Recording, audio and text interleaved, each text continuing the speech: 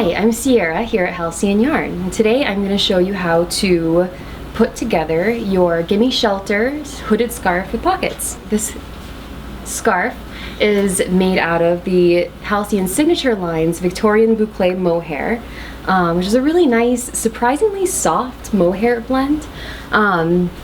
I experimented with a bunch of different needle sizes to see what I could get for the finished fabric. I ended up really liking the garter stitch and a size 10.5 needle for keeping it nice and open and breathable, but still enabling it to have enough structure that you can still wear it without it just draping everywhere. Not to mention with pockets we have to think about sagging. So 10.5 needles for this project to get the gauge.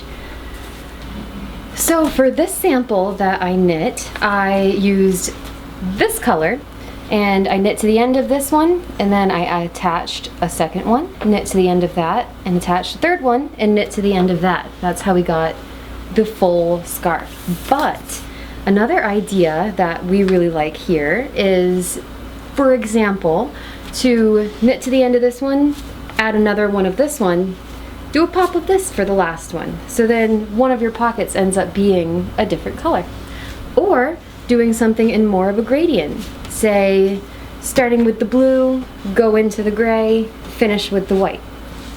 Or, starting with the gray, middle white, finish with another gray if you want. There are really a ton of options. So as you can see, the finished scarf is pretty darn long. I measured it just a few minutes ago and I got 107 total inches. And I have completed the first pocket just for the sake of demonstrating. And you can see it here. There's a little bit of sag here, a little bit of drape. We have the option, if you feel like it, of attaching a little button right here. I thought that'd be kind of cute, maybe a wooden one. But anything you desire. Sometimes I think we like it for our purposes just kind of open like this. So my measurements for sewing this pocket were pretty, I winged it. So I can actually figure out right here how much I folded that end up, and that's just shy of 9 inches, but it really can be however deep or shallow you want the pockets, or you don't have to have pockets if you don't want. So the way of doing that, well actually what I'll show you is we have this pocket on this side of the fabric. We want to make sure we don't put the other pocket on the other side. I've done that before and it's a bummer. So finding the other end of our massive scarf that never ends, making sure I'm on the same side of the fabric, which I am, I'm going to use this depth, because I really liked it just by feel, as a guide for the next pocket.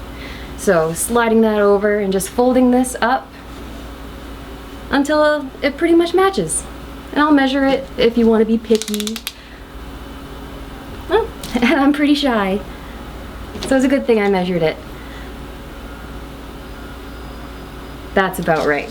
Okay, so then what we would do is take your leftover yarn from knitting the entire scarf and attach a little bit of thread, and like you would any seam, I would attach probably here or here, it doesn't really matter.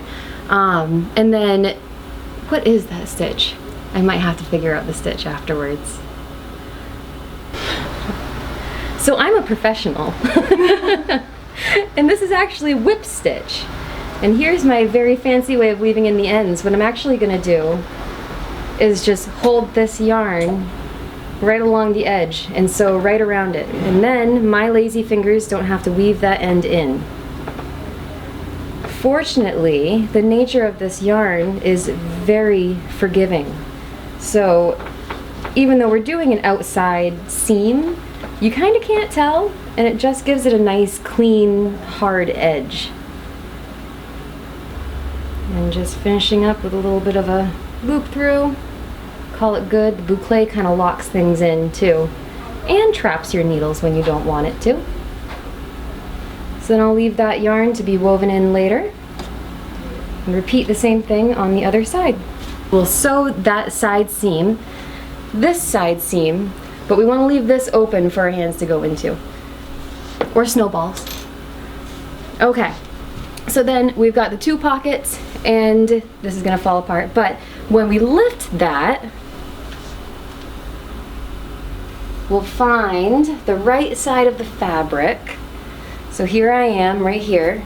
And let's talk about constructing the hood. So if you thought the pocket instruction was loosey-goosey, you're gonna hate me for this one. So when you put the scarf on, and you can tell by size, and this is one size for anybody. If you're making it for yourself, that's great. If you're making it for a friend, you can guess and they'll be happy with what they get. So I'm finding just about the center part. If I had both pockets sewn at this point, they'd be lined up at the bottom horizontally. So down past my knees, you know, they're lined up. We can imagine. Then I will show you how to get the seam for the hood.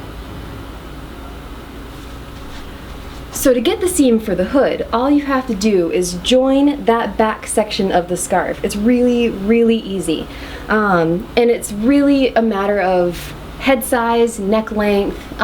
Shorter the seam in the back, I'll demonstrate. The shorter the seam in the back, the closer the hood's gonna sit to your head and the less kind of hoodie drape you're gonna have.